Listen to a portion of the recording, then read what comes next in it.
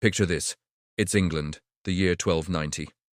King Edward I, a monarch known for his military campaigns and administrative reforms, sits on the throne. But on July 18th of that year, he issues a decree that will echo through the centuries, the edict of expulsion. This royal command was absolute. Every single Jewish person in England had until November 1st, All Saints' Day, to leave the kingdom. Forever. Imagine the chaos, the heartbreak. Families who had lived in England for generations were forced to pack up their lives, sell their homes, and businesses for a fraction of their worth and depart into an uncertain future. This wasn't a temporary measure. It was a final, devastating act that banished an entire community from the realm for over 350 years. So, what led to such a drastic and dramatic decision? The story is complex, woven with threads of religion, economics, and royal power. To truly understand it, we need to rewind a little. Jews had been present in England since the Norman conquest in 1066. William the Conqueror had actually encouraged Jewish financiers to settle, seeing them as vital for the kingdom's economy. But their role was a very specific and precarious one. At the time, Christian doctrine, based on interpretations of Scripture, strictly forbade usury. Usury, in its original sense, meant charging any interest on a loan, no matter how small. For Christians, lending money was seen as an act of charity, and profiting from it was considered a sin. This created a significant economic gap. The growing medieval economy, with its merchants, builders, and even kings, desperately needed access to credit. Who was going to provide the capital for building a new cathedral, funding a military campaign, or launching a trading voyage if Christians couldn't lend at interest? This is where the Jewish community was pushed into a very specific financial niche. While Jewish law also prohibits usury between Jews, interpretations allowed for lending to non-Jews. This wasn't a choice. It was a role assigned to them by the Christian authorities. They became the kingdom's moneylenders, a service that was both essential and deeply resented. Kings, nobles, and commoners all borrowed from them. But this created a dangerous dynamic. On one hand, Jewish lenders were protected by the king because they were a valuable source of tax revenue. The crown could tax them heavily, essentially taking a cut of the interest they earned. In a way, the king was profiting from usury indirectly. On the other hand, the general populace, often struggling with debt, began to see Jewish people not as neighbors, but as predatory lenders. This resentment was fueled by religious prejudice and anti-Semitic myths that circulated widely. They were outsiders, made necessary by the system, but hated for the very role they were forced to play. By the time Edward I came to power, this tension had been simmering for generations. Edward himself was a pious king, but also a very pragmatic one, who was constantly in need of funds for his wars in Wales and Scotland. He had borrowed heavily from Jewish financiers early in his reign, but public opinion was turning sharply against them. The church was increasingly vocal in its condemnation of usury, and popular resentment was at an all-time high. There were violent outbreaks and accusations. Edward began to see a political opportunity. By expelling the Jews, he could cancel his own substantial debts to them, seize their property and remaining loans, and present himself to his subjects as a righteous Christian king defending his people from exploitation. It was a calculated political move. He had also found new sources of credit from Italian banking families, like the Riccardi of Lucca, who had found clever ways to circumvent the usury laws through different financial instruments. So in his eyes, the Jewish community was no longer economically indispensable. The edict of expulsion was the final, brutal step. On that fateful day, a community that had been an integral, if troubled, part of English life for over 2 centuries was erased from the map of the kingdom.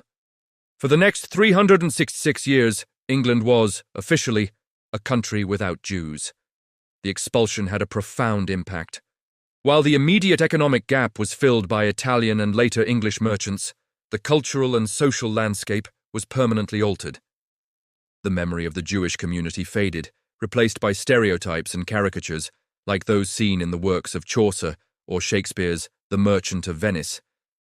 England became more insular, and the precedent set by Edward's edict would be followed by other European monarchs in the centuries to come, leading to waves of expulsions across the continent.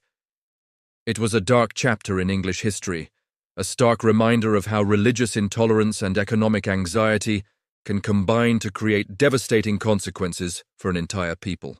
The story wasn't over, but it would be a very, very long time before it resumed. Fast forward to the mid-17th century. England is a vastly different place. It's just emerged from a bloody civil war. The monarchy has been overthrown, and the country is a republic, a commonwealth led by the stern, devout Puritan Oliver Cromwell. Cromwell was a complex figure, a military dictator, but also a man of deep, if rigid, religious conviction. He believed in a degree of religious tolerance, at least for different Protestant sects. And it was within this new political and religious climate that the question of the Jews' return to England was raised. A prominent rabbi from Amsterdam, Manasseh ben Israel, saw an opportunity. He was a scholar and a diplomat who believed that the Messianic age could not begin until the Jewish people were scattered to all corners of the earth, including what was known as the Isle of the Angels, England. He travelled to London in 1655 and began to petition Cromwell directly. His arguments were both mystical and practical. He argued that readmitting Jews would be economically beneficial for England. He pointed to the prosperity of the Netherlands, where a thriving Jewish community had contributed significantly to commerce and trade.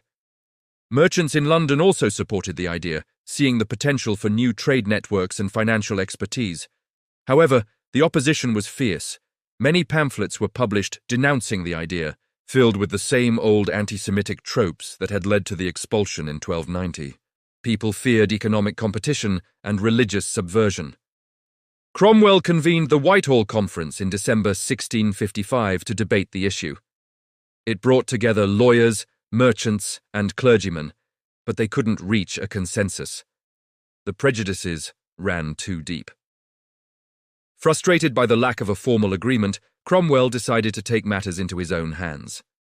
While he never passed a formal law overturning the edict of expulsion, Cromwell used his authority as Lord Protector to simply turn a blind eye. He gave informal assurances to Manasseh ben Israel that Jews who came to England to live and trade would not be prosecuted. He allowed them to establish a synagogue and purchase a burial ground in 1656. It was a quiet, informal resettlement, not a grand declaration. It was a pragmatic decision, rooted in a belief that it would benefit the state and align with a particular interpretation of biblical prophecy. And so, after 366 years of absence, Jewish people began to slowly and cautiously return to England, not by royal invitation this time, but through the tacit approval of a Puritan revolutionary. It was the beginning of a new chapter for Anglo Jewry, one that would see the community grow and flourish over the next few centuries, becoming an integral part of modern British society. The core issue that weaves through this entire story, from the expulsion to the resettlement, is the concept of usury, or charging interest on debt. It's a practice that has been debated and regulated for millennia across different cultures and religions. As we've seen, medieval Christianity strictly forbade it, which created the economic niche that the Jewish community was forced to fill. But it's not just a Christian concern. Islam has some of the strictest prohibitions against interest, known as riba. It's seen as an exploitative practice that allows the wealthy to profit from the needs of the poor, creating an unjust society. The entire system of Islamic finance is built around finding ways to facilitate investment and trade without charging interest. And in Judaism itself, the Torah forbids charging interest on loans to fellow Jews, promoting a sense of communal support and charity. The allowance for lending to non-Jews was an interpretation that had profound historical consequences for Jewish communities living as minorities in Christian Europe.